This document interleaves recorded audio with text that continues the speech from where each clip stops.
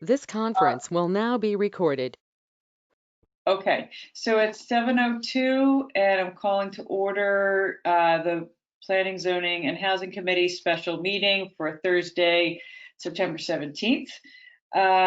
We have a quorum. We have 1, 2, 3, 4, 5, 6, 7, 8 members of 13 present, and we have a guest, Jeremy Ginsberg from Planning and Zoning, helping us with today's meeting.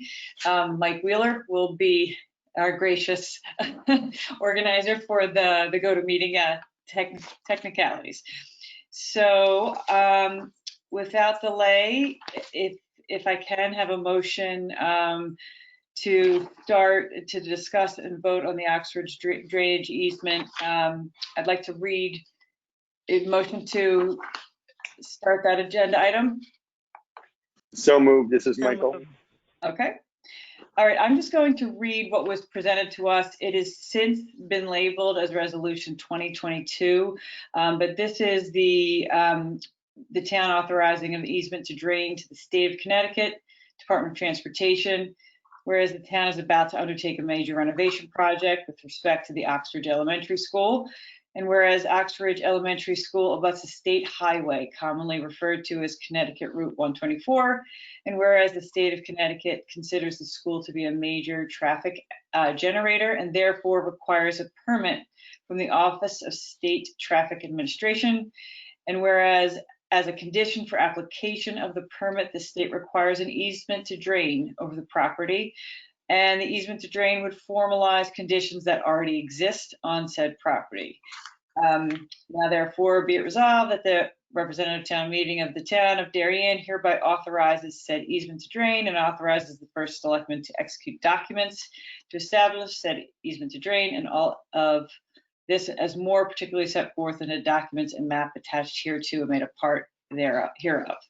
The words might have changed a little bit with the warning that was just sent out from Karen Dillard today, but that is for the most part what we are discussing. It is now labeled Resolution 20-22. I've invited Jeremy here to provide an overview and be available for questions that the group might have. Jeremy, you can give us the Reader's Digest version of this because in large part this easement already exists in spirit, rather not by the law. So it's not a new condition that will be established in order to build the school. So I'll turn it over to Jeremy to summarize. Thank you. For the record, Jeremy Ginsberg, Planning and Zoning Director. And you're all aware that Oxford School is going to be going through some major changes, certainly a rebuilding of the whole school over the next few years. They're aiming to start the work later this year, November, December. They've gone through all the local permits and approvals, Environmental Protection Commission, Architectural Review Board, Planning and Zoning Commission. And as noted, this permit, the OSTA permit, is the last step. And as part of that, they're requiring the town to formalize a right to drain. Basically, on the map you may have received in your packet, it showed basically the water now comes south down Mansfield Avenue, and some water on occasion turns into the driveway of Oxford School, and it's been occurring that way informally for about 50 years. And as part of their approval, the DOT is looking to formalize that right to drain, that ability for water to come onto the Oxford School property. As part of the Oxford redevelopment, the Planning and Zoning Commission required a very thorough new drainage system, which was much larger than what was there. There'll be big underground drainage units in the back of the school with some all new pipes going basically where the driveway is now. The driveway is generally going to be in the same location. It's the only access the town has to Mansfield Avenue on this property. But as part of the redevelopment, they're putting in a whole new drainage system to hold back some water, which now flows westward towards the downhill neighbors. If you've ever been to the school property, it slopes gently from east to west. And then as part of the construction of the new school, the school will be built at a plateau, and then there'll be a steep, what I'll call a sledding hill which will allow people to sled in the winter and go down to another flat area, which will be where the new underground drainage system will be. So in essence, as Amy is correct, is the new right to drain is really formalizing what's been in essence occurring for the past 50 years. And the wording that you got in the packets for the actual easement and the map were sent to Attorney Wayne Fox from DOT, basically just to fill in the blanks. So we're highly confident that the document and the map will be acceptable to DOT. We'll get this final approval and the school work can get underway in November. Okay. Anybody have open discussion on the topic that they'd like to raise questions? Well, this is Caroline. Can I just ask you if, are you saying that it's going to drain differently now? It's going to drain in a different direction? No, absolutely. Everything's going to be the exact same. Right now, It's an informal system that flows, I'll call it towards the west. The system will be flowing in the same direction, but we're going to have a lot more underground drainage. It's a lot more formal system. It's a much better drainage system. And Jeremy, I know we are early stages for the remaining design project elements of the school, but there's no major curb changes in the driveway envisioned that would ultimately buff more water one direction or another, or dump it on one property owner versus another. Nothing significant on the curbing of the driveway is going to change? No, actually, it's in essence going to be the same. That the area the town owns, the road frontage, is very small.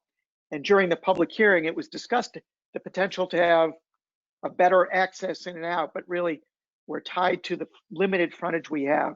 So while it would be nice to make it wider or have alternate access or egress, we're really sticking with what we have, and there'll be better curbing, paving, new catch basins, new pipes, but in essence, it will be very similar to what's there now in terms of water coming onto the property. Okay. Caroline? You're muted. There you are. Quick question. Is it typical for easements to have a time frame on them? Because I noticed that this one said that, that it's forever. That's usually what a easement would be, is in essence forever. So in a case like this, it's very typical. Such? Yep. Yeah. Usually easements, stop me, Jeremy, if I'm wrong, run with the deed, and they need to be agreed by both parties, the grantor and the grantee, to extinguish them.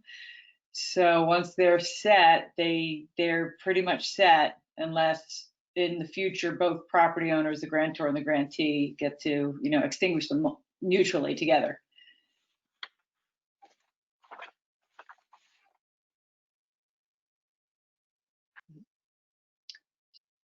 I will also make just an observation that Public Works, their committee met earlier, and they also discussed this at length, and they did vote to approve that in recommendation for an approval for the RTM.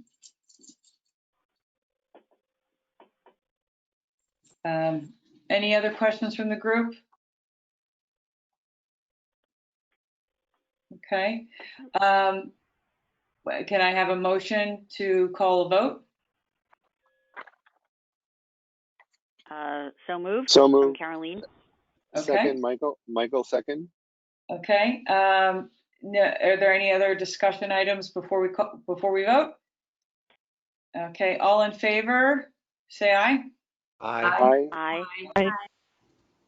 All opposed? And any abstentions? Okay, so that was unanimous. Thank you.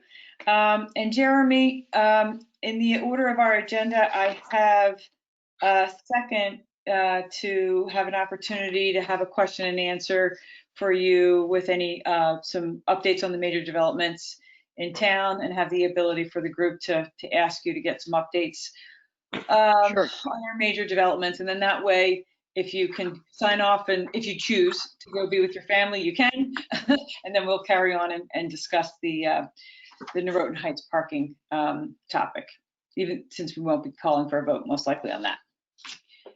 So Jeremy, perhaps it'll be best use of time for you to give a quick summary of the major developments, and then that might answer a lot of people's questions, and then we'll open it up to questions. Sure.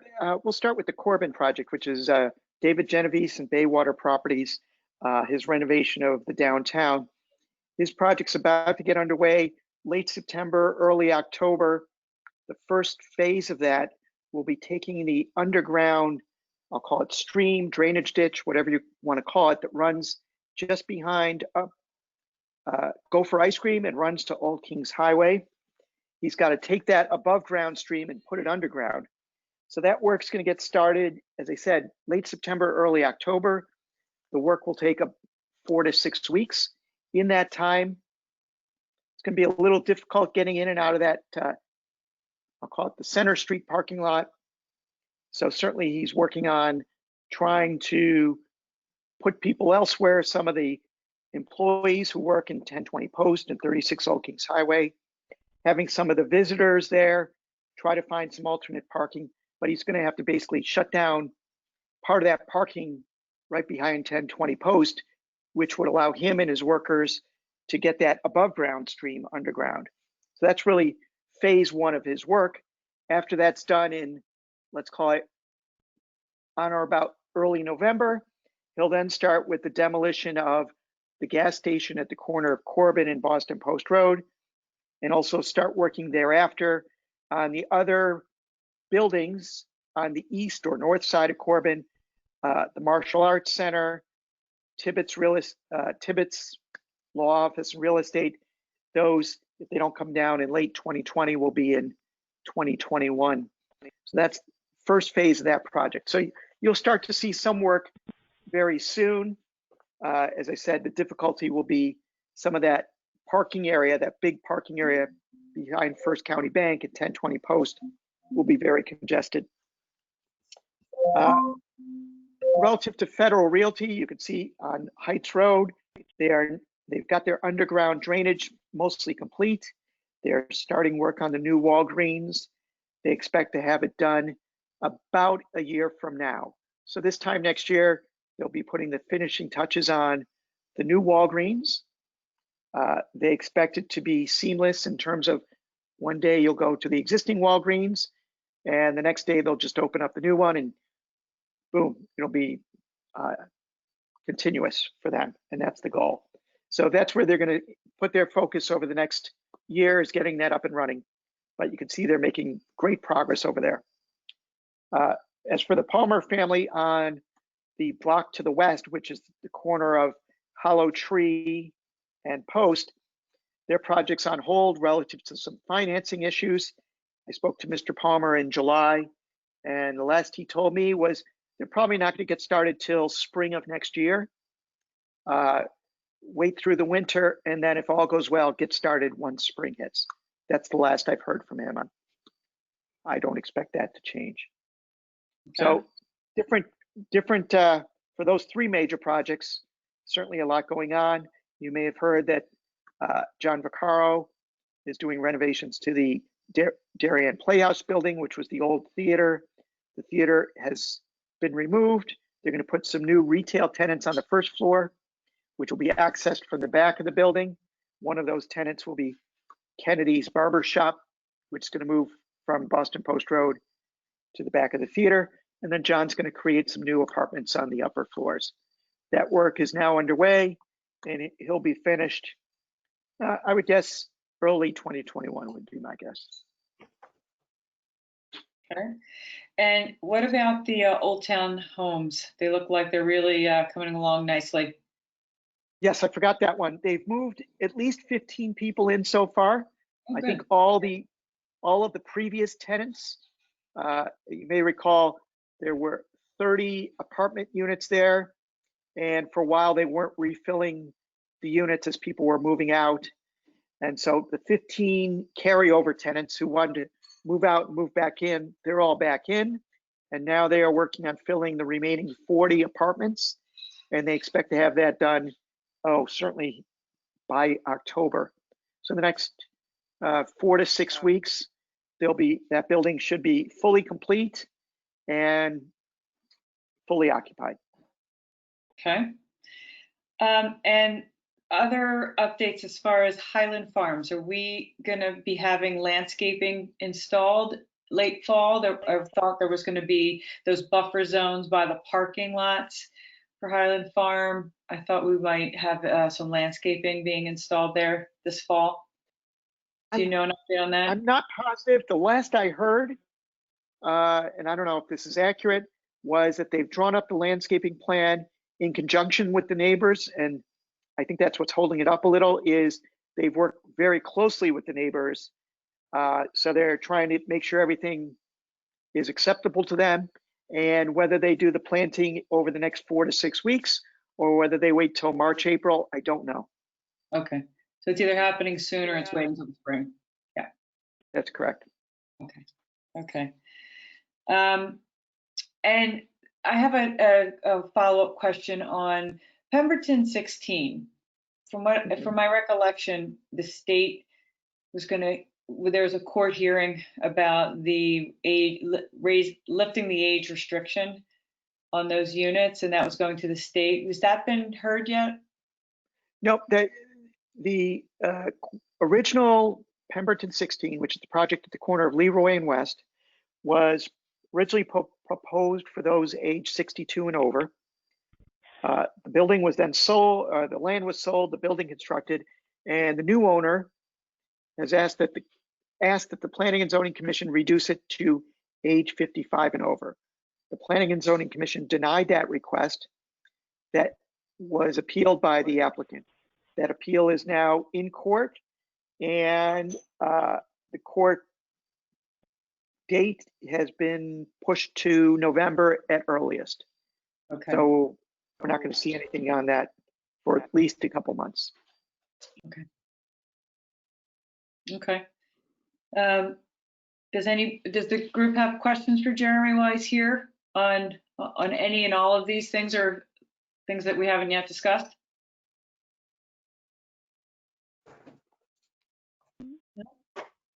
Okay.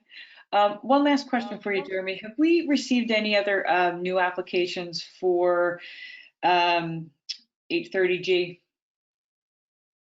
Well, the moratorium runs till sometime in October. So we have not received any, obviously, since the moratorium started. I don't know what's going to happen. I do know that we received a surprising number of applications since the start of COVID. I'm really surprised. And Amy, when you see the quarterly report in October, you'll see that for the most part, you'd think because of the pandemic, a lot of permitting would be way, way down. It's down a little, but not that much, surprisingly. So a lot of people putting in additions, alterations, a lot of pools, certainly, but we're still seeing a surprising amount of activity in the department. Home Depot and Lowe's had a great quarter. Home Depot and Lowe's had a great quarter. People stuck at home, know, and their imaginations. And none of it surprises me. I would expect applications to be up given what's going on in the real estate market. Yep. That, and people are spending a lot of time in their homes and saying, it's about time we did that. Big enough. Yep. Yeah. There was an interesting article about the urbanization of suburbia, and it's a lot like what downtown Darian and New Roten they're talking about, is the urbanization of suburbia, of making it more of an urban feel, but in suburbia, close to transportation. Do we have, I just lost my train of thought. It'll come back to me. We were just talking about applications for, it'll come back to me. I'm sorry. Moving on. It went that quickly out of my head. Okay. Okay. Any other questions for Jeremy before we go? Jeremy, you're welcome to stay for the MTA lease discussion, but that seems to be a circular conversation at the moment. Yes, I spoke to Kate Bush today, and I spoke to Ed Gentile, and they've acknowledged that obviously this won't be on the RTM agenda, and certainly they're figuring out next steps relative to whether they can renegotiate, I'll call it. So I don't have an update other than it's not on the agenda, and I can't even speak to it because I have no idea what the new proposal will look like. There's no way to know at this point. Okay. All right. Well, I'll update the group and have a discussion. And I just want to hear from them what's important for them for me to circulate and make sure it's top of mind when we're evaluating this conversation for the next meeting. Okay, Jeremy, thank you so much. Have a good evening, everyone. Thanks. Okay. Bye, Jeremy. Moving along, wanted to have an opportunity to discuss what most likely will be pulled off the RTM agenda for Monday's meeting, is the vote to have a sublease from our leasing out the portion of the Norotan Heights train station parking lot to the MTA. High level view, the MTA Springdale station physical locations to accommodate social distancing for their employees. So they need to find alternate space to house some of their employees that are in Springdale. And they are looking to, they're looking to the locations of land that they already own. So this land is owned by the MTA, and we had a formal agreement to lease it from them. I think that lease expired, I think, in 2012. And it has been an informal month to month ongoing situation. I think the MTA, from what I understand, wanted to categorize all of their leases in a kind of a cookie cutter uniform fashion and then reset everybody at the same time, but I don't believe that has happened. So we've had this kind of gentleman's agreement of an ongoing month to month lease. So the reality is there's no real legal instrument governing right now Darian's use of that land around the Norotan Heights train station. So they've approached us with the question to sublease back some space. And it would be, of the 219 parking spots there, I think they were looking for 69 spots, which is on the side of Home Depot, where the depot is, on the Heights Road side of the train station. And it would require, establishing chain link fencing around the area. I think there was 15 trailers. I have the letter up here. It would encompass 15 work trucks, 5 temporary construction trailers, 4 container boxes, and all the parking for the employees. And it would be approximately 30,000 rentable square feet. So there was no real lease that was brought forth. It was just an intent letter, so to speak, that outlined the terms. And I don't know if anybody had the opportunity to view the Vimeo link that I included.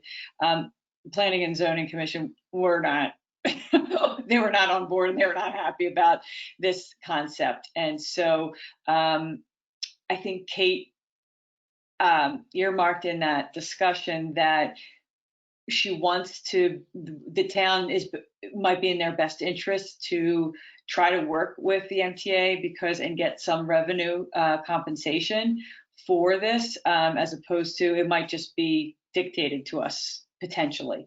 So I think that's the dance that's happening right now, is they're trying to go back and redefine and understand a little bit more about their constraints and why can't they look at other places that are, empty commercial space all over the place, and industrial space all over, Stamford, Springdale, and the surrounding areas. So I wanted to put that on your radar.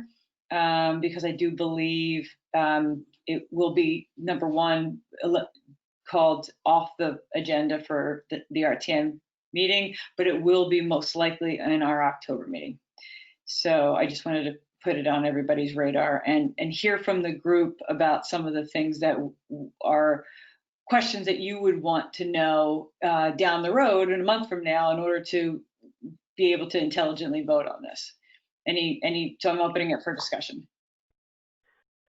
Well, just the Okay, conversation of just the conversation of why it needed to be there. I understand they don't want to close off the parking lot on the other side of the train station, but in that P&Z segment that you sent, the discussion of where they had put the trailers when they were redoing the Norotan train station walkways.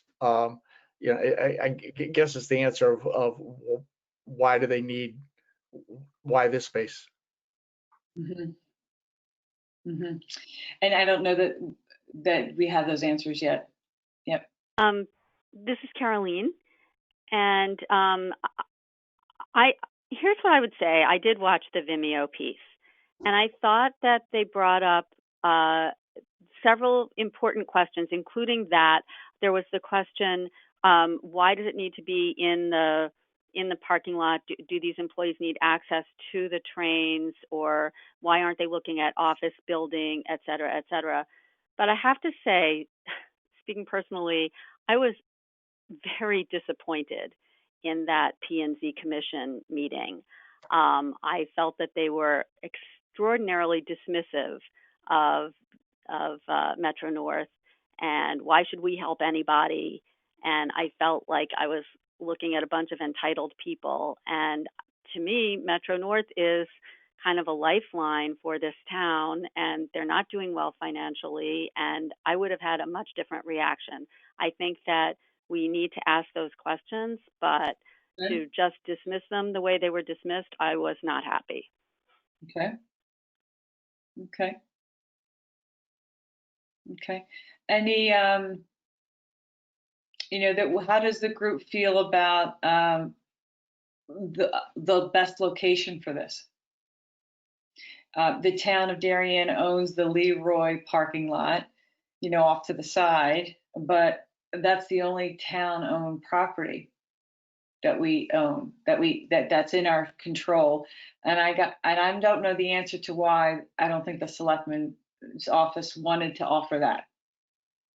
That was not clear. They said that they didn't want to consider that, but it wasn't clear. Yeah, I don't know and of the locations, and it's a balancing act of, it's a moving target right now with COVID to say, clearly in this, you drive through any of the train station parking lots, they're predominantly empty right now. So Right. At this point in time, we certainly can afford the ability to share our space. But when that kind of goes offline and comes back online, and then all of a sudden you're, in one of your key lots, you're missing 30% of your parking spots, I can see that being a concern. Is there any ideas among the group as to one preference over another, or any other recommendations? I'm just going to be fascinated to see how many people. I've had a parking pass for 30 years, and it's going to be very interesting to see how many people renew their parking passes, or if it's two-income families, one might have to go into the city 2 days a week and the other 2 days a week. So it's worth having the parking pass to commute. But for those who might only be going in 2 days a week, are they gonna spend the $400 and whatever to renew their parking pass? And does that get rid of the waiting list? Does that happen in January? The renewals go out, I think, I think it's January 1st. So I think the renewals start to go out in November. Yeah, they do. Okay. Okay. I'm not sure if we do this, if it'll leave us with enough spaces in the parking lot. Mm-hmm. Yeah. And I don't know, and I'm sure there's lots of constraints with the union contracts as to, little things like how far parking is to the place of employment. There's limits as to how far there's lots of guidelines that I'm sure they're trying to solve for. And so I don't know if that eliminates private, enterprise and commercial space or industrial space that would be an industrial park. I don't know the answer to those questions. Is the MTA presenting this as a thing they want permanently, or just something they want 2 years? I think they're envisioning a 2-year lease, and I think the intent letter was, I think, $5,500 a month. I think it was largely based on the spots to how much you would have to pay for a daily rate per parking spot and how many parking spots they were taking over. I think that was the basis of their math, I think.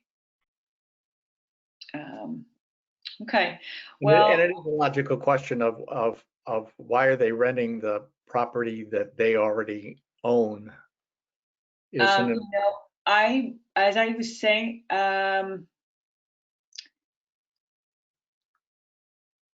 I have to double check on that. I don't know if it's owned by the state, the Connecticut Department of Transit.